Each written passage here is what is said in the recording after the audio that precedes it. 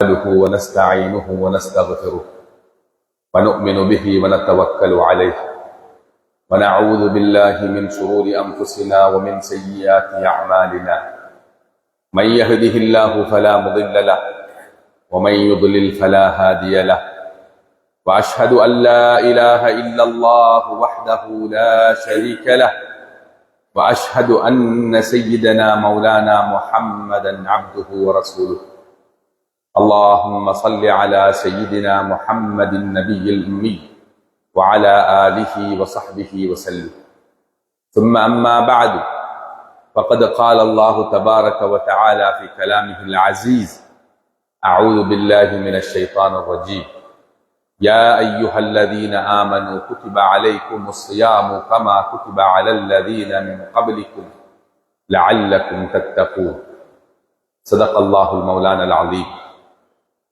அளவற்ற அருளாளன் நிகரற்ற அன்புடையோன் ஏகநாயன் எல்லாம் வல்ல அல்லாஹ் சுப்ஹானஹு வ தஆலாவுக்கே சர்வ புகழும் புகழ்ச்சியும் அரசோச்சியும் உண்டாகட்டும். சத்திய தூதர் சன்மார்க்க போதகர் சாந்தி நபி சர்தார் தோ ஆலம் கரீம் முஹம்மது முஸ்தபா ஸல்லல்லாஹு அலைஹி வஸல்லம் அவர்கள் மீதும் அன்னாரின் ஆல் அஸ்ஹாபுகள் பரிசுத்த உறவினர்கள் அன்னவரை தொடர்ந்தவர்களை தொடர்ந்தோர் அனைவர் மீதும் அல்லாஹ்வுடைய ஸலவாத்தும் சலாமும் உண்டாவதாக.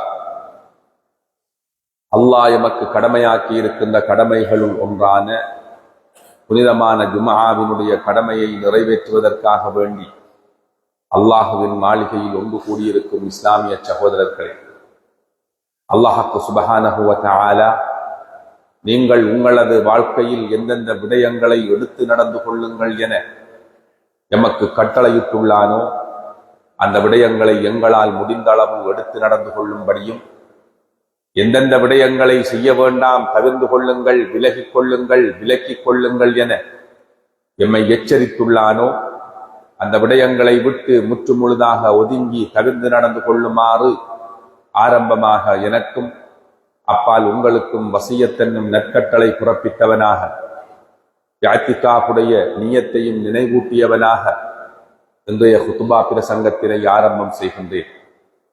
பேரன்புக்கும் பெருமதிப்புக்கும் உரிய சகோதரர்களே, பெரியார்களே, கனவான்களே, இந்த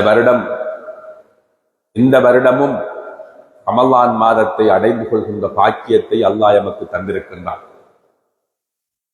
அல்லாஹ்வின் அருள் இந்த முழு பூமியையும் ஆறத் தழுவிக்கொள்கின்ற, முழு உலகிலும் ஒரு ஆன்மீக வசந்தத்தை பரவச் செய்கின்ற அற்புதமான புண்ணியம் பூத்து குலுங்குகின்ற இந்த சங்கையான ரமலான் மாதத்தை ஒரு மனிதன் அவனது வாழ்க்கையில் அடைந்து கொள்வதே மிக பெரும் பேறு என்று நாயகம் ஸல்லல்லாஹு அலைஹி வஸல்லம் அவர்கள் சொல்லி இருக்கிறார்கள்.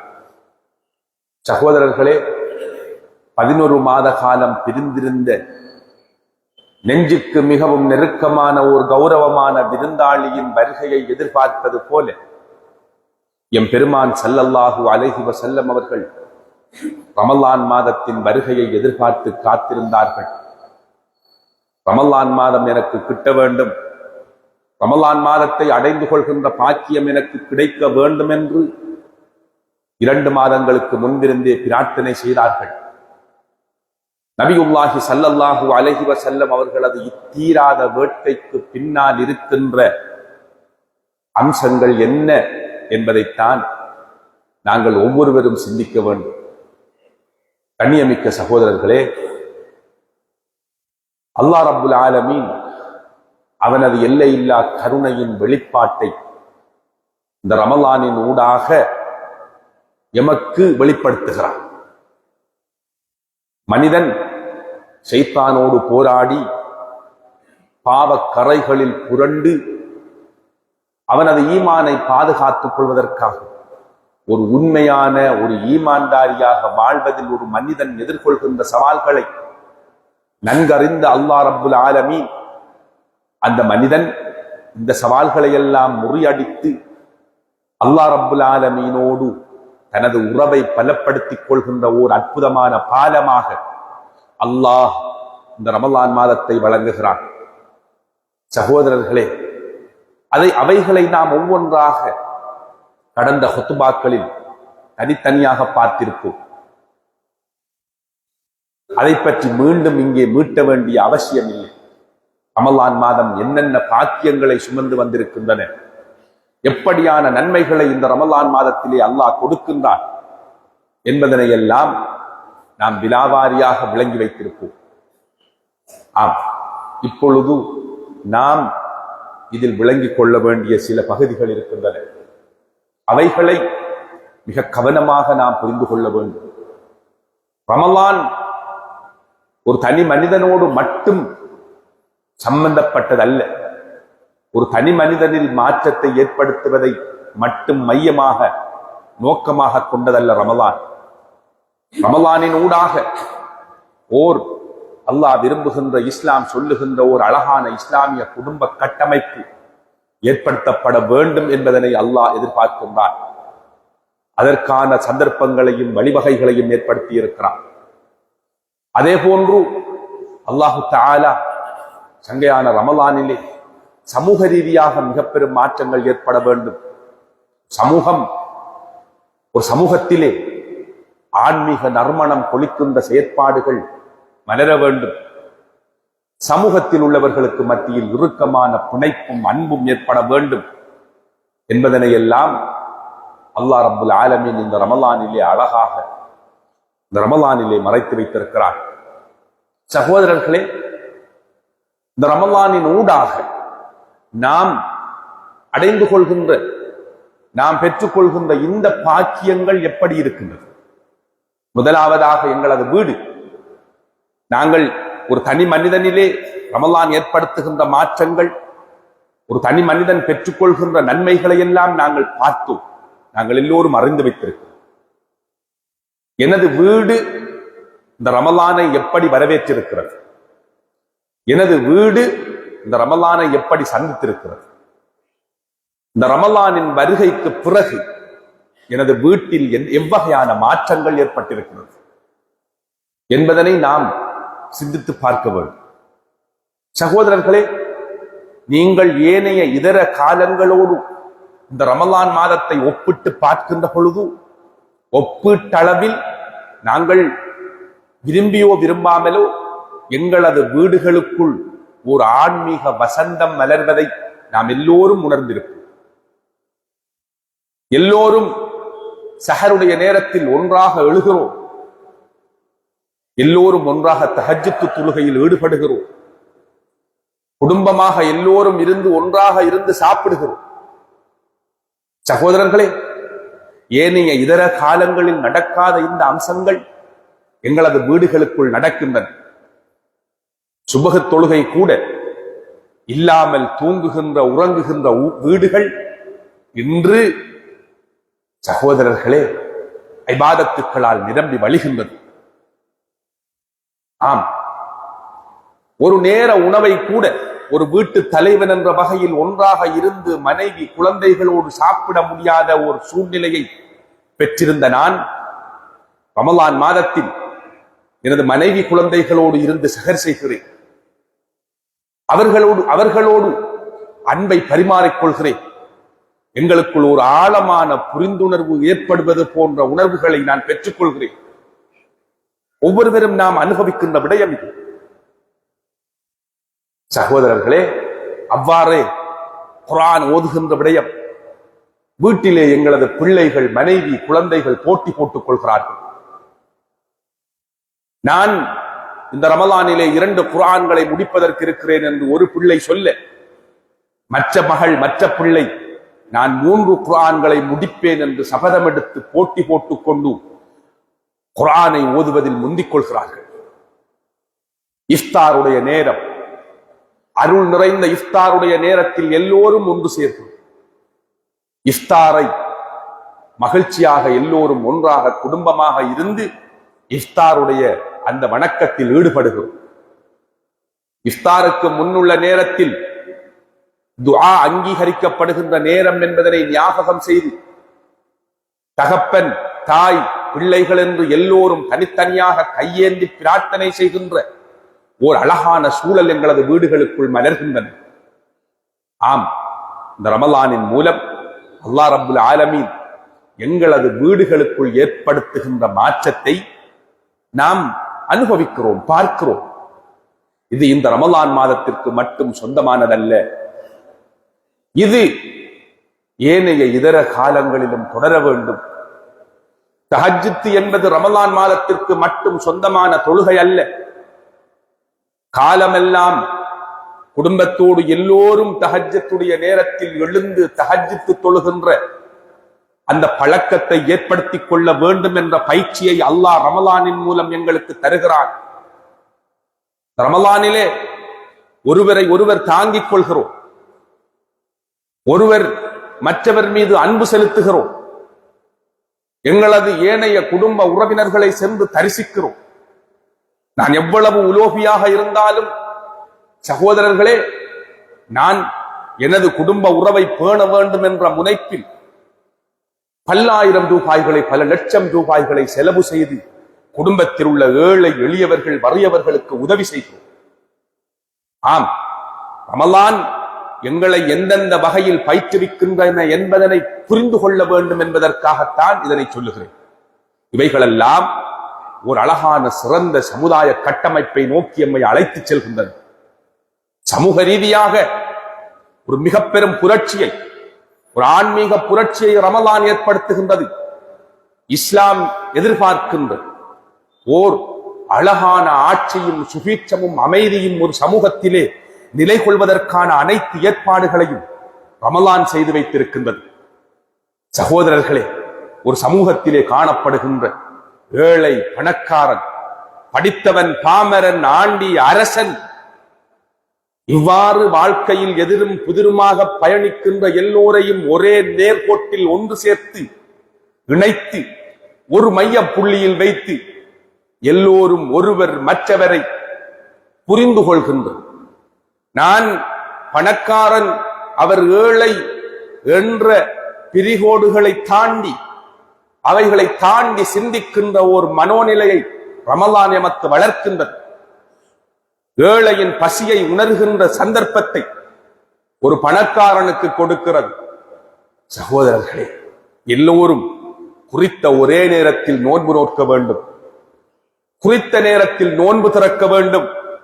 நீங்கள் எல்லோரும் ஆதமுடைய மக்கள், எல்லோரும் ஒரே தாய் தந்தையின் மக்கள். நீங்கள் எப்பொழுதும் சமத்துவத்தை உங்களுக்கு மத்தியில் கடைபிடிக்க வேண்டும். உங்களை மனிதம் என்ற புள்ளியில் நீங்கள் எப்போதும் இணைந்து செயல்பட வேண்டும் என்கின்ற அற்புதமான பாடத்தை சமூக ரீதியாக ரமலான் நமக்கு கற்றுத்தருகின்றது. இவ்வாறு நாம் விளங்கிக் கொள்ள வேண்டிய பல பாடங்களும் பல பயிற்சிகளும் இந்த ரமலான் மாதத்தில் இருக்கின்றன என்பதனை நாம் புரிந்து கொண்டால்தான் அவைகளை கச்சிதமாக பயன்படுத்தலாம். சகோதரர்களே, நீங்கள் பாருங்கள், ரமலான் மாதத்திலே சதகா ஜகாத் கொடுக்கின்றவர்கள் அதிகம் இருக்கிறார்கள். தேடி தேடி கொடுப்பார்கள். குடும்பத்தில் உள்ள குடல்வாய் ஜனங்களுக்கும் சமூகத்தில் உள்ள வறிய மக்களுக்கும் ஜகாத் கொடுக்க வேண்டும் என்று ஜகாத்தை கணக்கிட்டு கொடுக்கின்றவர்கள் அதிகம் இருக்கிறார்கள். அதே போன்று சதகாக்கள் கொடுக்கின்றவர்கள் அதிகம் இருக்கிறார்கள். ஏன்? அவரும் எனது சகோதரர், நாங்கள் எல்லோரும் ஒன்றாக வாழ்கின்றவர்கள் என்கின்ற ஒரு சகோதர வாஞ்சையை ரமலான் எங்களுக்குள் ஏற்படுத்துகின்றது. இவ்வாறு ஒரு மனிதனை அவனது ஆன்ம ரீதியாக மட்டும் பக்குவப்படுத்துவதல்ல ரமலான், ஒரு தனி மனிதனை மட்டும் சுத்தப்படுத்துவதல்ல ரமலான். இஸ்லாம் சொல்லுகின்ற ஒரு பைத்துல் முஸ்லிம் என்று இஸ்லாம் சொல்லுகின்ற ஒரு முஸ்லிமின் வீட்டை ரமலான் உருவாக்குகின்றது. ஓர் இஸ்லாமிய சமுதாயத்தின் கட்டுக்கோப்பும் ஒரு இஸ்லாமிய சமுதாயத்தின் நெறிகளும் எப்படி இருக்க வேண்டும் என்பதனை இஸ்லாம் ரமலான் கற்றுக் கொடுக்கின்றது. சகோதரர்களே, அந்த வகையில் நாம் இந்த அனைத்து அம்சங்களையும் கருத்தில் கொண்டு இந்த ரமலானை அணுக வேண்டும், இந்த ரமலானை நாம் சந்திக்க வேண்டும்.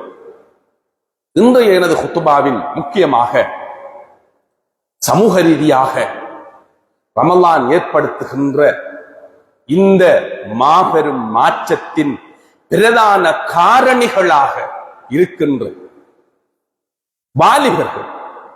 ஒரு சமுதாயத்திலே சகோதரர்களே, நாம் எதிர்பார்க்கின்ற மாற்றங்களும் எதிர்பார்க்கின்ற முன்னேற்றங்களும் அந்த சமுதாயத்தின் வாலிபர்களால் தான் அதிகம் ஏற்படுகின்றன. இதுதான் வரலாறு. அதனால் தான் ஒரு சமுதாயத்தை தாங்கி நிற்கின்ற சக்தியாக வாலிபர்கள் அடையாளப்படுத்தப்பட்டிருக்கிறார்கள். ஒரு சமுதாயத்தை பாதுகாக்கின்ற அரண்களாக வாலிபர்கள் இருக்கிறார்கள்.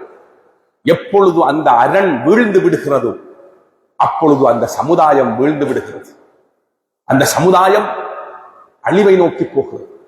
இதுதான் வரலாறு. வாலிபர்கள் ஒன்றில் ஒரு சமுதாயத்தை வாழ வைத்த மிக பெரும் ஊக்கிகளாக சக்தியாக இருந்திருக்கிறார்கள். அல்லது ஒரு சமுதாயம் அழிவு பாதையை நோக்கி செல்கின்ற ஒரு சமுதாயத்தை அழித்து விட்ட அழிகருவிகளாக வாலிபர்கள் இருந்திருக்கிறார்கள். இதுதான் உலக வரலாறு. சகோதரர்கள், ஒரு சமுதாயத்திலே நாம் எதிர்பார்க்கின்ற மறுமலர்ச்சியும் வெற்றியும் ஏற்பட வேண்டும் என்றால் அந்த சமுதாயத்தில் உள்ள வாலிபர்கள் முறையாக நெறிப்படுத்தப்பட்டு ஆற்றுப்படுத்தப்பட்டு அவர்கள் வழிகாட்டப்பட வேண்டும். ரமலான் இதற்கு ஒரு அரிய சந்தர்ப்பம். இன்று எனது குத்துபாவின் பிரதான தலைப்பு இதுதான். வாலிபர்கள் இந்த ரமலானின் ஊடாக எப்படி பயிற்றுவிக்கப்படலாம் என்பது பற்றி நாம் சிந்திக்க வேண்டும். இது பெற்றோர்கள் மட்டும் சிந்திப்பதல்ல. பள்ளி வாயில்கள், ஏனைய சமூக நிறுவனங்கள், இஸ்லாமிய இயக்கங்கள் என்று எல்லோரும் இன்றைய இந்த 21ஆம் நூற்றாண்டின் வாலிபர்களின் உள்ளங்களோடு உரையாடி அவர்களின் உளவியல் தேவைகள் என்ன, அவர்கள் எதனை எதிர்பார்க்கிறார்கள், அவர்கள் நெறிப்படுத்தப்படுவதற்கு கையாள வேண்டிய யுக்திகள் என்ன என்பதனையெல்லாம் முறையாக திட்டமிட்டு அவர்கள் அணுகப்பட்டு அவர்கள் பயிற்றுவிக்கப்பட வேண்டும். சகோதரர்களே, வெறுமனே ஓரிரண்டு பயான்களை நிகழ்ச்சிகளை மட்டும் செய்வதன் ஊடாக நாம் எதிர்பார்க்கின்ற மாற்றங்களை அவர்களிடமிருந்து பெற்றுக்கொள்ள முடியாது. அவர்களை ஓர் புள்ளியில் இணைத்து ஒன்று சேர்த்து இந்த சமுதாயத்தின் காவலர்கள் நீங்கள்தான், இந்த சமுதாயத்தை தாங்கி நிற்கின்ற சக்தி நீங்கள்தான் என்கின்ற உண்மையை அவர்களுக்கு உணர்த்தி அந்த பொறுப்பை அவர்களுக்கு வழங்குவதை, அதாவது இந்த சமூகத்தின் காவலர்கள் என்கின்ற பொறுப்பை அவர்களுக்கு கையளிக்கின்ற பணியை நாம் எப்படி செய்ய போகின்றோம் என்பது பற்றி சிந்திக்க வேண்டும். இஸ்லாமிய வரலாற்றிலே இஸ்லாமிய வரலாறு கொண்டு வந்த மிக பிரதானமான வெற்றிகள் ரமலான் மாதத்தில் ஏற்பட்டிருக்கின்றது. சகோதரர்களே, பத்ர் யுத்தம் என்று சொல்லுகின்ற குஃப்ருக்கும் இஸ்லாத்திற்கும் இடையிலான பிரிகோட்டை உலகத்திற்கு உரத்து சொன்ன இந்த பத்ர் வெற்றி ரமலானுடைய மாதத்தில் ஏற்பட்டது. ஹிஜ்ரி 2ஆம் ஆண்டு நாம் எல்லோரும் தெரிந்து வைத்திருக்கிறோம். சகோதரர்களே, ரமலான் மாதத்திலே அந்த ஹிஜ்ரி 2 ரமலானுடைய காலம் ஏற்பட்ட அந்த பத்ர் யுத்தத்தின் வெற்றிக்கு மிக பிரதானமான சூத்திரதாரிகளாக வாலிபர்கள் இருந்திருக்கிறார்கள்.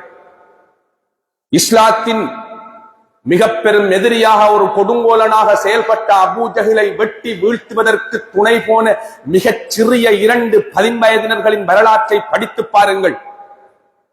முஅவ்வித் பின் அஃப்ரா, முஆத் பின் அம்ர் பின் ஜமூஹ் என்கின்ற 2 சிறிய சஹாபிகள் பத்ர் போர்க்களத்தில் நின்று கொண்டிருக்கிறார்கள்.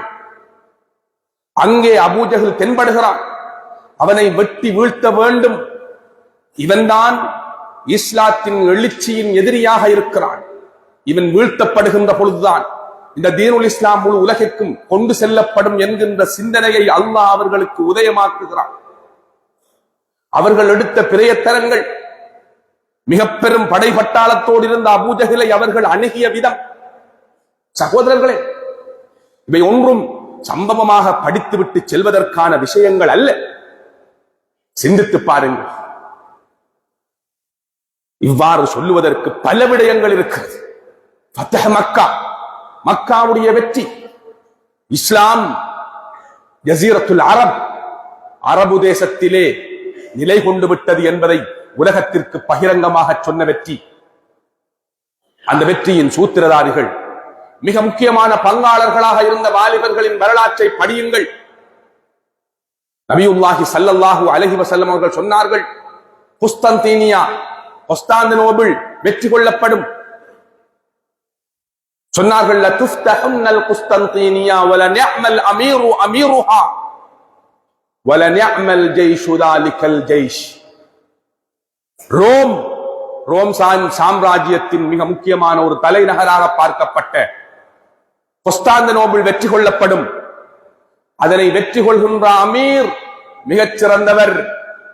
அந்த அமீர் பிறப்பதற்கு முன்பே நபியுல்லாஹி ஸல்லல்லாஹு அலைஹி வஸல்லம் அவர்கள் நற்செய்தியை சொல்லுகிறார். அவர்தான் முஹம்மது அல் ஃபாத்திஹ். சகோதரர்களே, கொஸ்தாந்தினோபிளை வெற்றி கொண்ட முஹம்மது அல் ஃபாத்திஹ் எத்தனை வயதுடையவராக இருந்தார் தெரியுமா? வாலிபர்களே, சிந்தியுங்கள். வெறும் 21 வயதுடையவர். எவ்வளவு படை பட்டாளத்தோடு ஒரு மிக பெரும் வல்லரசாக திகழ்ந்த அந்த ரோமின் மிக முக்கிய தலைநகரம். சகோதரர்களே, ஒரு 21 வயது வாலிபனால் வெற்றி கொள்ளப்படுகின்றது. வரலாறு முழுக்க அப்படித்தான். ஒரு சமூகத்தின் வாலிபர்கள் எப்படி இந்த சமூகத்தை நாம் தான் சுமக்கின்றவர்கள் அல்லது இந்த சமூகத்தின் முதுகெலும்பு என்கின்ற சிந்தனை எப்பொழுது அவர்களுக்கு வருகின்றதோ அப்பொழுதுதான் அந்த சமுதாயத்தில் நாம் எதிர்பார்க்கின்ற எழுச்சியையும் வெற்றியையும் பெற்றுக் கொள்ளலாம். இஸ்லாம் முதலாக இஸ்லாத்தின் தூதுத்துவம் வந்து சேருகின்றது. மிக பயங்கரமான எதிர்ப்பு. நபியுல்லாஹி ஸல்லல்லாஹு அலைஹி வஸல்லம் அவர்கள் சஃபா மலையின் மீது ஏறி இந்த செய்தியை சொல்லுகிறார்கள். ஏற்றுக்கொள்வதற்கு யாரும் இல்லை. எல்லோரும் வசைபாடி திட்டி தீர்த்து சென்ற சந்தர்ப்பத்தில் முதலாக நான் உங்களுக்கு பக்கபலமாக இருப்பேன் என்று கையை உயர்த்திய ஒரு சிறுவன். அந்த சிறுவன் யார் என்று தெரியுமா? அந்த சிறுவனின் வயது அன்று 10. வெறும் 10 வயது நிரம்பிய சிறுவனாக இருந்த சையதுனா அலி இப்னு அபீ தாலிப் ரலியல்லாஹு அன்ஹு அவர்கள் கை உயர்த்தினார்கள். நபியுல்லாஹி ஸல்லல்லாஹு அலைஹி வஸல்லம் அவர்களுக்காக தன்னை முழுமையாக கொடுத்து விட்டார்கள். நபியுல்லாஹி ஸல்லல்லாஹு அலைஹி வஸல்லம் அவர்கள் ஹிஜ்ரத் புறப்படுகின்ற பொழுது அவரது படுக்கையில் அவரை வெட்டி வீழ்த்துவதற்கு அவரை வீட்டை எதிரிகள் வளைத்திருந்த பொழுது அவரது படுக்கையில் நான் உறங்கிக் கொள்கிறேன் என்று தனது உயிரை தூக்கெறிந்து விட்டு அந்த படுக்கையில் உறங்கியவர் தான் அலி இப்னு அபீ தாலிப் ரலியல்லாஹு அன்ஹு அவர்கள். வாலிபர்களே, சிந்தியுங்கள். இஸ்லாத்தின் செய்தியை மக்காவிலே பகிரங்கமாக கொண்டு செல்ல முடியாத சூழ்நிலை ஏற்பட்ட பொழுது, இஸ்லாமிய தூதுத்துவத்தை யாருக்கும் பகிரங்கமாக சொல்ல முடியாத ஒரு சூழ்நிலை ஏற்பட்ட பொழுது தனது வீட்டை கொடுத்தார். நாம் அதிகம் கேட்டிருக்கிறோம், அர்க்கம், தாருல் அர்க்கம் என்று அதிகம் கேட்டிருக்கிறோம். இஸ்லாமிய வரலாற்றில் என்றும் நிலைத்திருக்கின்ற, யாராலும் ஒரு பொழுதும் அழித்துவிட முடியாத ஒரு பெயர். ஏன் தாருல் அர்க்கம்? அர்க்கம் பின் அபில் அர்க்கம் என்று சொல்லுகின்ற ஒரு சஹாபி அவரது வீட்டை கொடுத்தார். எனது வீட்டிலிருந்து உங்களது தாவா பயணத்தை மேற்கொள்ளுங்கள் என்று நாயகம் ஸல்லல்லாஹு அலைஹி வஸல்லம் அவர்களுக்கு அவரது வீட்டை கொடுத்தார்.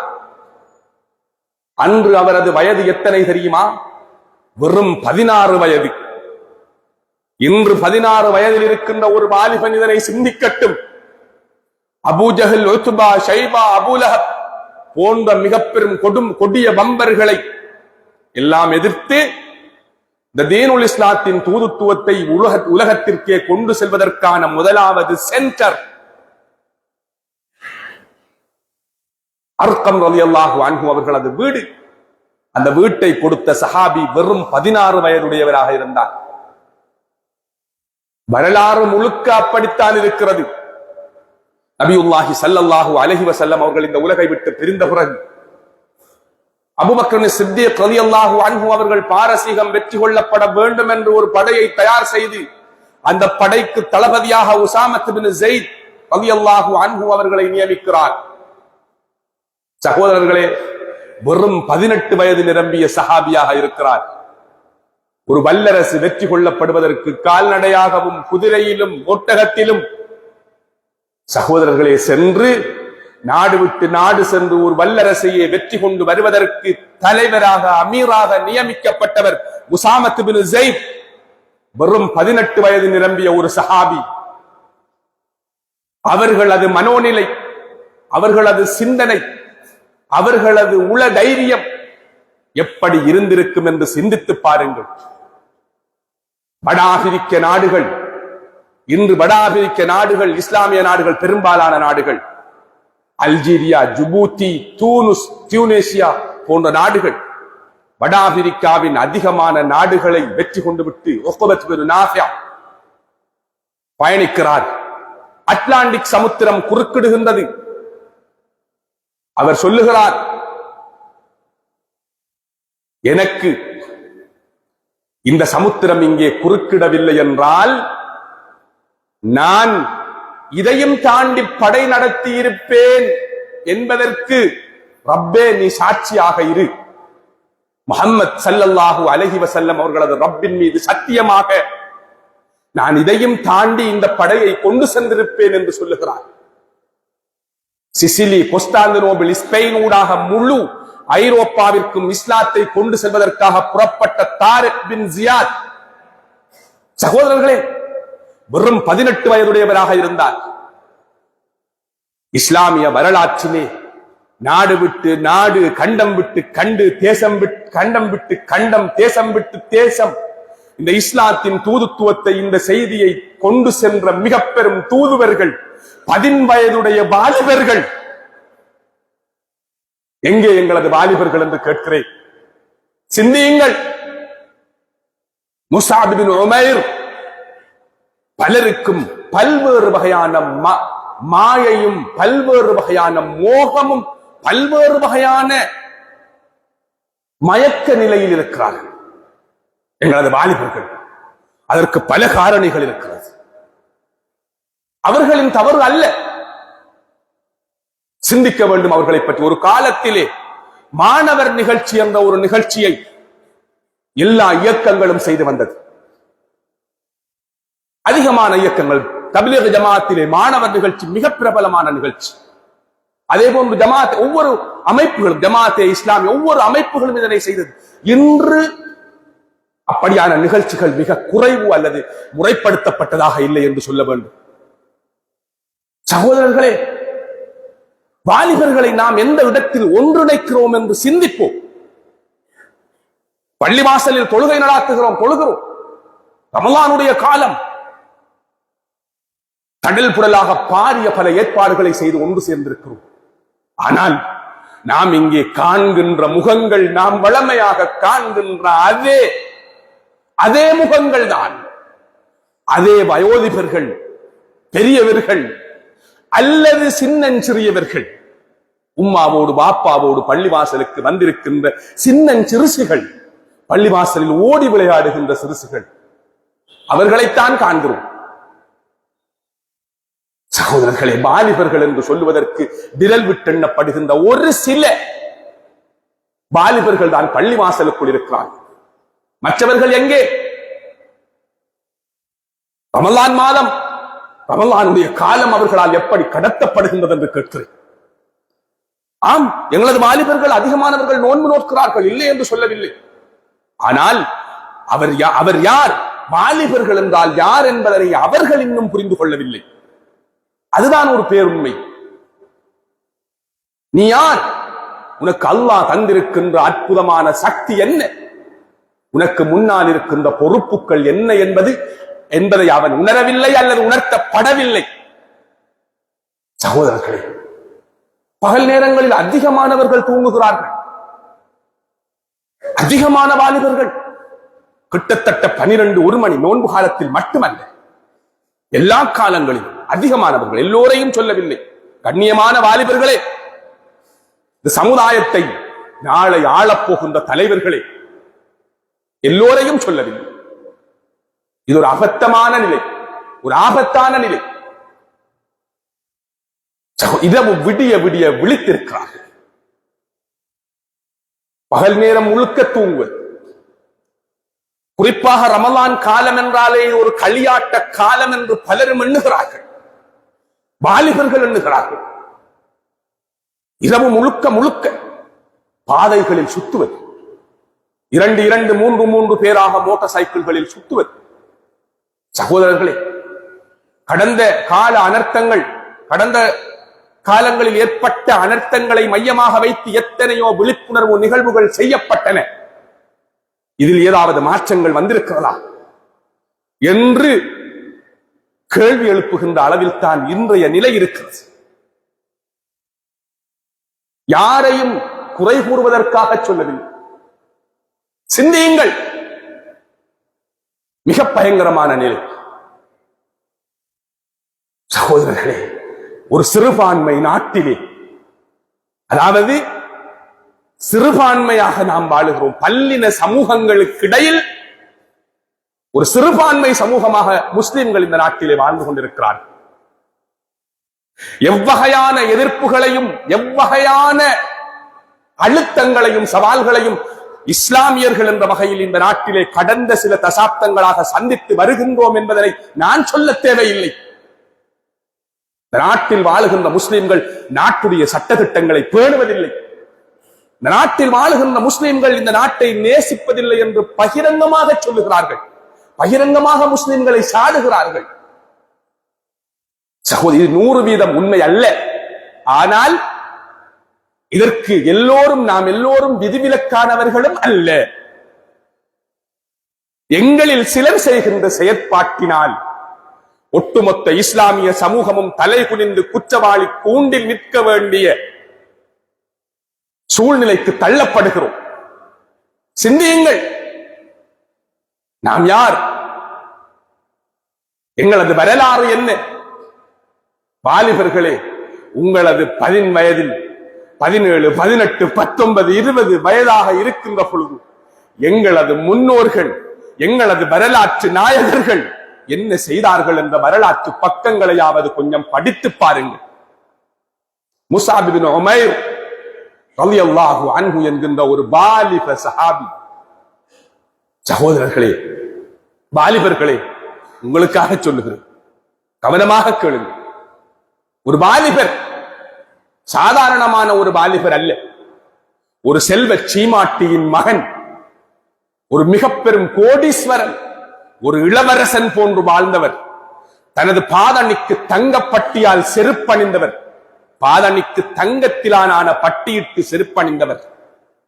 தான் அணிகின்ற ஆடை மாற்று வேறு நாடுகளில் இருந்து ஆடைகளை அந்த காலத்திலேயே கொள்வனவு செய்து அணிந்து ஒரு தாய்க்கு மகனாக வலம் வந்தவர். இஸ்லாத்தின் செய்தி அவருக்கு போய் சேருகிறது. இஸ்லாத்தை ஏற்றுக்கொண்டார். அல்லாஹ் அவரது கல்வை திறந்து விட்டார். இந்த செய்தி அவரது தாய்க்கு கிடைக்கிறது. இஸ்லாத்தை ஏற்றுக்கொண்டார் என்ற செய்தி. தாயால் இதனை பொறுக்க முடியவில்லை. அந்த தாய்தான் இவ்வளவு சொத்திற்கும் அதிபதி. தாய் சொன்னார், மகனே, நீ அந்த பக்கம் செல்லாதே, விட்டுவிடு. ஆனால் அவரது செயற்பாடுகளை விட்டுவிடவில்லை. தாய்க்கு தெரிகின்றது. சொன்னார், தாய் சொன்னார், நீ இதனை விட்டுவிடவில்லை என்றால் நான் எனது உயிரை மாய்த்து விடுவேன். எதையும் பொருட்படுத்தவில்லை. நீண்ட சம்பவம். இறுதியாக அந்த தாய் என்ன செய்தார்? அவரை ஒரு அறையில் போட்டு பூட்டி வைத்து விட்டார். அவர் எங்கும் வெளியாகி செல்ல முடியாத அளவு. சகோதரர்களே, அந்த வீட்டிலிருந்து தப்பி ஹபஷாவுக்கு, இஸ்லாத்தின் ஆரம்ப கால பகுதியில் ஹபஷா எத்தியோப்பியாவுக்கு ஹிஜ்ரத் சென்ற குழுவோடு அவரும் சேர்ந்து கொள்கிறார். நடையாக பயணம் செய்கிறார். அவர் அந்த குழுவோடு சேர்ந்து ஹிஜ்ரத்து செய்கிறார். பாலைவனத்தில் கற்கள் நிறைந்த பூமியில் சில இடங்களில் நடக்கின்ற பொழுது அவரது காலில் இருந்து இரத்தம் சொட்டுகின்றது. நடந்து சென்று அங்கு ஹிஜ்ரத் சென்று அதற்கு பின்பு அவர் அந்த காலப்பகுதி குர்ஆனை கற்றுக்கொண்டார். நபியுல்லாஹி ஸல்லல்லாஹு அலைஹி வஸல்லம் அவர்கள் மதீனா நகருக்கு ஹிஜ்ரத்து செல்லுவதற்கு முன்பே அவரை மக்காவுக்கு மதீனாவுக்கு அனுப்பிவிட்டார்கள். நீங்கள் மதீனாவுக்கு சென்று அங்குள்ளவர்களுக்கு, அங்கு இஸ்லாத்தை ஏற்றுக்கொண்டவர்களுக்கு குர்ஆனை கற்றுக் கொடுங்கள் என்று அவரை அனுப்பிவிட்டார்கள். அவரோடு இன்னும் 2-3 பேர் சென்றார்கள். சகோதரர்களே, அவரது வாழ்வை தீன் பணிக்காக அர்ப்பணித்துக் கொண்டார். நபியுல்லாஹி ஸல்லல்லாஹு அலைஹி வஸல்லம் அவர்கள் ஒரு முறை மதீனாவுக்கு அவர் ஹிஜ்ரத்து சென்று சஹாபாக்களோடு இருக்கிறார். தனது மேனியில் ஒரு ஆட்டுடைய தோலை போர்த்திக் கொண்டு முஸாப் பின் உமைர் ரலியல்லாஹு அன்ஹு அவர்கள் வருகிறார்கள். இப்பொழுது அருகில் இருந்த சஹாபாக்களை பார்த்து சொன்னார்கள், இவரை பாருங்கள் என்று சொல்லி அவருக்காக துஆ செய்தார்கள். உஹது யுத்தம் நடக்கின்றது. வாலிபர்களே, சிந்தியுங்கள். உஹது யுத்தம் நடைபெறுகின்றது. உஹது யுத்தத்தில் முஸாப் பின் உமைர் ரலியல்லாஹு அன்ஹு அவர்களது கையில் தான் முஸ்லிம்களின் கொடி இருக்கிறது. முஸ்லிம் தரப்பு அவர்களது கொடி அவரது கையில் இருக்கிறது. எதிரிகளில் ஒருவன் வந்து அவர் கொடி சுமந்திருந்த அவரது வலது கையை வெட்டி விடுகிறார். இது ஒன்றும் கதையல்ல, வரலாறு. சகோதரர்களே, எங்களது உதிரம் ஊட்டி இந்த தீனுல் இஸ்லாம் என்ற மரத்தை வளர்த்தெடுத்த வரலாறு மிகச்சிறிய வாலிபர். அவர் தனது இடது கரத்தினால் அந்த கொடியை தூக்கி பிடிக்கிறார். இடது கரத்தையும் வெட்டி விடுகிறார். விடவில்லை, கை வெட்டி துண்டாகிவிட்டால் அவரது நிலை எப்படி இருக்கு? ஒரு பிளேட் எங்களுக்கு கீறிவிட்டால் எங்களது நிலை எப்படி இருக்கிறது? இஸ்லாத்தின் மீது அவர்களுக்கு இருந்த பற்று, இஸ்லாத்தின் மீது அவர்களுக்கு இருந்த நேசம், 2 புஜங்களாலும் அந்த கொடியை தாங்கி பிடிக்கிறார். சகோதரர்களே, கிட்டத்தட்ட 54 இடங்களில் 50க்கும் மேற்பட்ட இடங்களில் அவரது மேனியில் வாள்வெட்டுக்கள் பதிந்திருந்தன. வெட்டப்பட்டு உஹது போர்க்களத்தில் ஷஹீதாக்கப்படுகிறார். இப்பொழுது யுத்தகலத்தில் ஷஹீதாக்கப்பட்டவர்கள் அடக்கம் செய்யப்படுகின்ற பணி நடைபெற்றுக் கொண்டிருக்கிறது. இஸ்லாமிய ஷரியாவுடைய சட்டப்படி அவர்கள் அப்படியே அடக்கம் செய்யப்பட வேண்டும். வந்து சொன்னார்கள் நாயகம் ஸல்லல்லாஹு அலைஹி வஸல்லம் அவர்களிடத்தில், முஸாப் பின் உமைர் ரலியல்லாஹு அன்ஹு அவர்களிடம் ஒரு போர்வை மட்டுமே இருக்கிறது. அந்த போர்வையினால் அவரது தலைப்பகுதியை போர்த்திக் கொண்டால் கால் பகுதி தெரிகிறது, இடுப்புக்கு கீழால் தெரிகிறது. கால் பகுதியை போர்த்திக் கொண்டால் அவரது தலைப்பகுதி தெரிகிறது. நாங்கள் என்ன செய்ய நாயகமே ஸல்லல்லாஹு அலைஹி வஸல்லம் என்று கேட்டார்கள். அப்பொழுது நாயகம் ஸல்லல்லாஹு அலைஹி வஸல்லம் அவர்கள் சொன்னார்கள், அவரது கால் பகுதியை அந்த துணியினால் மூடி அவரது தலைப்பகுதிக்கு இலை குலைகளை வைத்து மறைத்து கவன் செய்து அவரை அடக்கம் செய்யுங்கள் என்று சொன்னார். அவ்வாறுதான் அந்த இளவரசர் அடக்கப்பட்டார். மா இந்தக்கும் யன்ஃபது வமா இந்தல்லாஹி பாக். அல்லாஹ் அல் குர்ஆனில் சொல்கிறான், உங்களிடம் இருக்கின்ற எல்லாம் முடிந்துவிடும். மா இந்தக்கும் யன்ஃபது, உங்களிடம் இருக்கின்ற எல்லாம் முடிந்துவிடும். அல்லாஹ்விடம் இருப்பது மட்டும்தான் நிலையாக இருக்கும் என்ற வசனத்தை தத்ரூபமாக உண்மைப்படுத்தி உலகத்திற்கு உரத்துச் சொன்ன அந்த வீரன், அந்த வீரனின் பரம்பரையில் வந்த வாலிபர்களே, நாம் எங்கிருக்கிறோம்? எங்களது வீரத்தையும் வித்தையையும் எதற்குள் காட்டுகிறோம்? எங்கிருக்கிறது என்று சிந்தியுங்கள். நான் எதனையும் புட்டு சொல்ல தேவையில்லை. பள்ளிவாசலுக்கு வாருங்கள் சகோதரர்களே, இந்த சமூகம் பற்றி சிந்தியுங்கள். சமூக மேம்பாடு பற்றி சிந்தியுங்கள். விமர்சிக்கிறோம், கதைக்கிறோம், சொல்லுகிறோம், ஆனால் களத்தில் யார் என்று கேட்கிறேன். எல்லோரும் சேர்ந்து பணி செய்வோம். வாலிபர்களே, பள்ளிவாசல் தலைவர்களே, இஸ்லாமிய இயக்கங்களின் பொறுப்பாளர்களே, ஏனைய நிறுவனங்களின் பொறுப்பாளர்களே, வாலிபர்களை இணைத்து, வாலிபர்கள் என்றால் யார், அவர்களது பலம் என்ன என்பதனை அவர்களுக்கு உணர்த்தி அவர்களை இந்த சமுதாய மேம்பாட்டுக்காக பயன்படுத்துவதற்கான ஒரு அழகான பொறிமுறை பற்றி சிந்தியுங்கள். இல்லை என்றால் நாம் இழந்து விடுவோம், எமது அடுத்த தலைமுறையை இழந்து விடுவோம், நாம் எமது பிள்ளைகளை இழந்து விடுவோம். இது பற்றி சிந்திக்க வேண்டிய தார்மீக பொறுப்பு எங்கள் ஒவ்வொருவருக்கும் இருக்கின்றது. இந்த சங்கையான ரமலான் மாதம் ஆரம்பித்து விட்டது. சகோதரர்களே, சென்ற ரமலானிலே எங்களோடு இருந்தவர்கள் பலர் இன்று இல்லை. எங்களோடு நோன்பு நோற்றார்கள், எங்களோடு தொழுதார்கள். எங்களது கைகளாலேயே அவர்களை அடக்கம் செய்துவிட்டு வந்துவிட்டோம். அடுத்த ரமலான் எனக்கு கிடைக்குமா இல்லையா என்று தெரியாது. இமாம்கள் சொல்லித் தருகிறார்கள், ஒரு மனிதன் ஒரு ரமலானை சந்திக்கின்ற பொழுது இதுதான் எனக்கு கிடைக்க பெற்றிருக்கின்ற கடைசி ரமலான் என்று எண்ண வேண்டும். அப்படித்தான் எண்ணி அந்த ரமலானை அவன் ஆரம்பிக்க வேண்டும் என்று எங்களுக்கு சொல்லித் தரப்பட்டிருக்கிறது. சென்ற வாரம் எங்களோடு இருந்தவர், எங்களோடு பேசியவர் சகோதரர்களை இந்த உலகை விட்டு பிரிந்து விட்டார். நேற்று இருந்தவர் இன்று இல்லை. அவரது நலவுகளும் அவரது செயற்பாடுகளும் அவர் செய்த பணிகளும் எல்லாவற்றையும் பேசுகிறோம். ஒரு 2 நாளைக்கு பேசும். அவர் மரணித்து விட்டார், எங்களை விட்டு பிரிந்து விட்டார். இதுதான் எங்களது ஒவ்வொருவரது நிலை. நாம் சிந்திப்போம், இந்த ரமலானை பயன்படுத்துவோம்.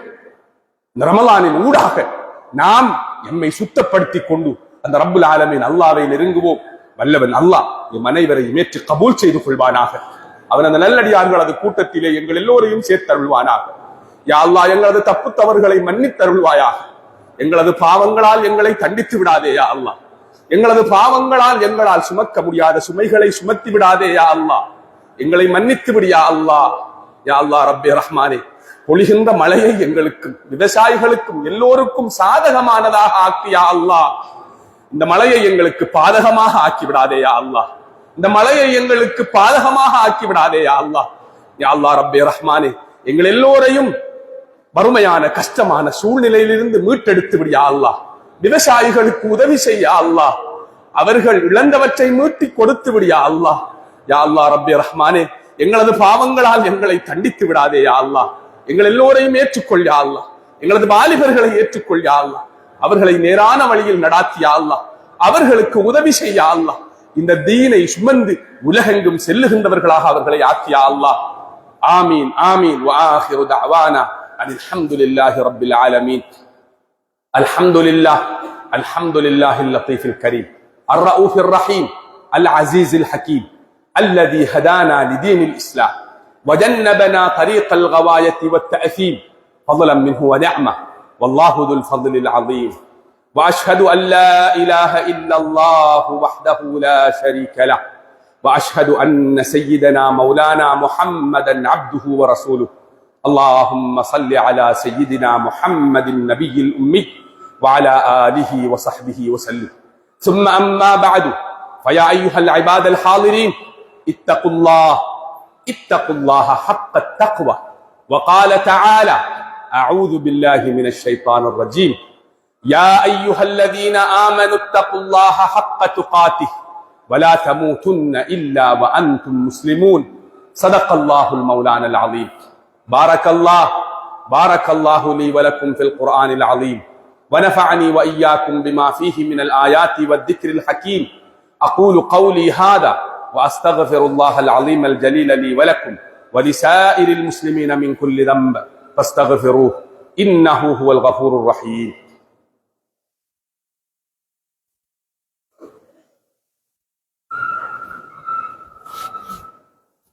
اللهم صل على سيدنا محمد. الحمد لله على إحسانه والشكر له على توفيقه وامتنانه.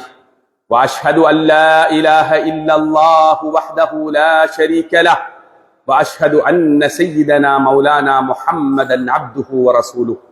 اللهم صل على سيدنا محمد النبي الأمي وعلى آله وأصحابه وإخوانه وسلم تسليما كثيرا.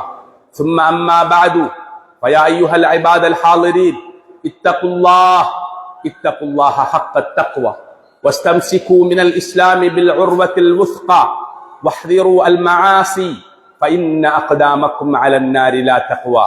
واعلموا أن أحسن الحديث كتاب الله وخير الهدي هدي محمد صلى الله عليه وسلم وشر الأمور محدثاتها وكل بدعة ضلالة وعليكم بالجماعة فإن يد الله على الجماعة ومن شد شد في النار واعلموا أن الله سبحانه وتعالى أمركم بأمر بدأ فيه بنفسه فقال تعالى قولا كريما إن الله وملائكته يصلون على النبي يا أيها الذين آمنوا صلوا عليه وسلموا تسليما اللهم صل على سيدنا محمد صاحب الوجه الأنور والجبين الأزهر وارض اللهم عن الأربعة الخلفاء الراشدين سيدنا أبي بكر الصديق رضي الله عنه وسيدنا عمر بن الخطاب رضي الله عنه وسيدنا عثمان بن عفان رضي الله عنه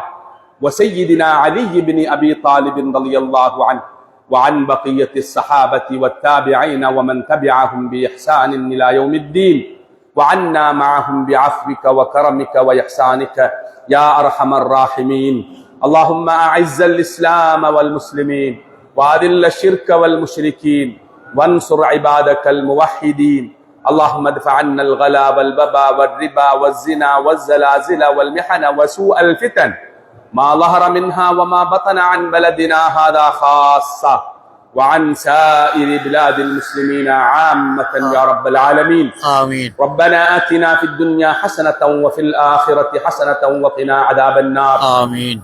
ربنا رب ارحمهما كما ربياني صغيرا آمين. وصلى الله وسلم على سيدنا محمد النبي الأمي وعلى آله وصحبه أجمعين آمين. والحمد لله رب العالمين آمين. عباد الله إن الله يأمر بالعدل والإحسان وإيتاء ذي القربى وينهى عن الفحشاء والمنكر والبغي يعظكم لعلكم تذكرون اذكروا الله العظيم الجليل يذكركم واشكروه على نعمه يزدكم ولذكر الله أكبر والله يعلم ما تصنعون أقم الصلاة الله. اللهم صل على سيدنا محمد وعلى آل سيدنا محمد. الله أكبر الله أكبر أشهد أن لا إله إلا الله حي على الصلاة حي على الفلاح قد قامت الصلاة قد قامت الصلاة الله أكبر لا إله إلا الله.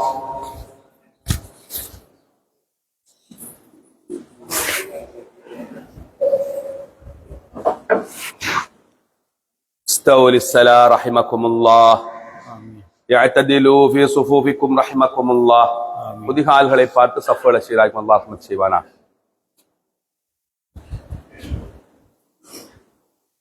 அல்லாஹு அக்பர்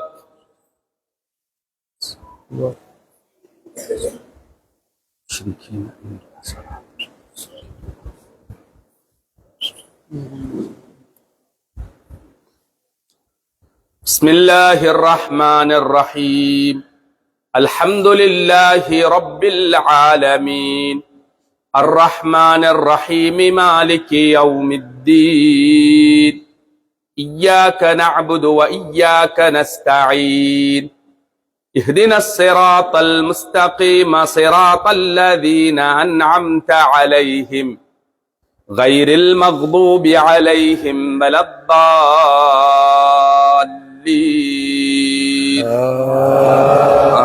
آمين.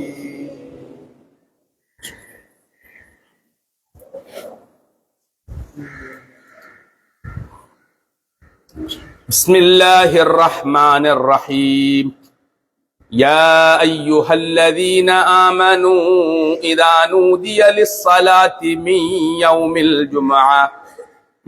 يوم الجمعة فاسعوا إلى ذكر الله وذروا البيع ذلكم خير لكم إن كنتم تعلمون فإذا قضيت الصلاة فانتشروا في الأرض وابتغوا من فضل الله واذكروا الله كثيرا لعلكم تفلحون وإذا رأوا تجارة أو لهوا انفضوا إليها وتركوك قائما قل ما عند الله خير من اللهو ومن التجارة والله خير الرازقين. الله أكبر.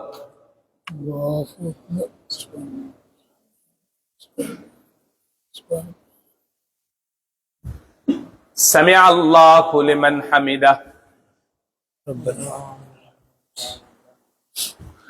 الله أكبر.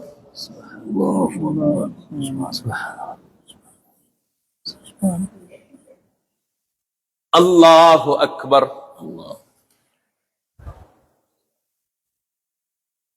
الله أكبر. سبحان الله.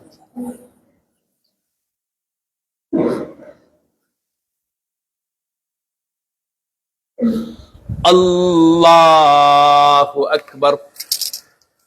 بسم الله الرحمن الرحيم.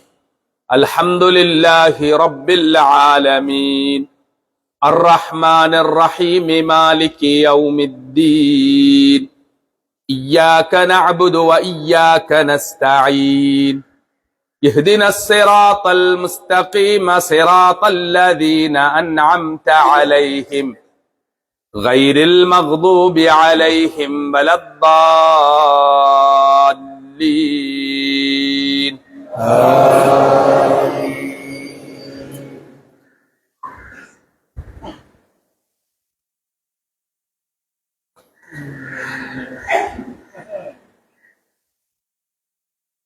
بسم الله الرحمن الرحيم. يا أيها الذين آمنوا لا تلهكم أموالكم ولا أولادكم عن ذكر الله ومن يفعل ذلك فأولئك هم الخاسرون. وأنفقوا مما رزقناكم من قبل أن يأتي أحدكم الموت فيقول رب لولا أخرتني إلى أجل قريب فأصدق وأكن من الصالحين ولن يؤخر الله نفسا إذا جاء أجلها والله خبير بما تعملون. الله أكبر. الله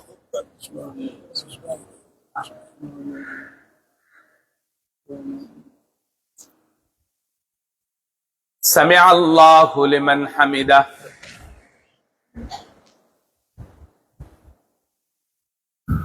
الله أكبر. سبحان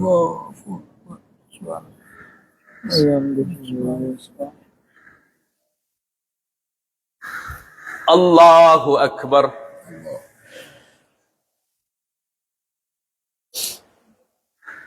الله أكبر.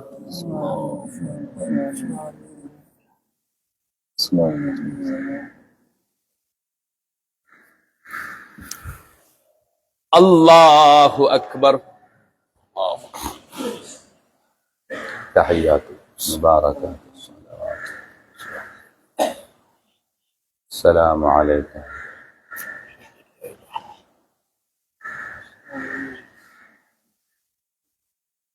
أشهد أن لا إله إلا الله. صل على سيدنا محمد كما صليت على إبراهيم كما باركت على إبراهيم. اللهم اغفر لي ما قدمت